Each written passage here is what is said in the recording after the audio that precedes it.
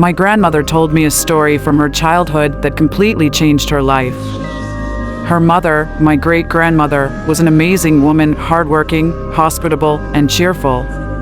After her husband's death, she lived alone in her small but cozy house. Her children had their own families and rarely visited their mother. Everything was fine until one night when neighbors came to see her and didn't recognize the former owner. She was sitting at the table with crazy eyes, holding a cross in her hands. The lamp on the table was burning until morning for some reason.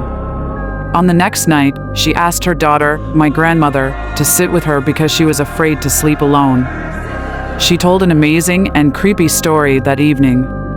She went to sleep, but suddenly heard something scratching and making strange noises in the room. The cat belonged to the owner, but it mainly spent the nights outside and rarely stayed in the house. The frightened woman turned on the lamp and screamed in horror. A black shaggy creature that looked like a monkey was looking at her from the corner of the room and gnashing its teeth. The smell coming from it was hard to call pleasant. But apparently, it didn't like the light of the lamp because it didn't come close, but walked around the poor woman, piercing her with its gaze and reaching out to her. She then took up the cross from under her nightgown and began to pray. The shaggy beast growled and backed away to the far corner of the room and suddenly disappeared. On the second night, the demon did not come. Apparently, it didn't like that she wasn't alone today. And her daughter, thinking that her mother was just imagining things, busy with her own affairs, decided not to come for a couple of days. After all, she had her own family to feed.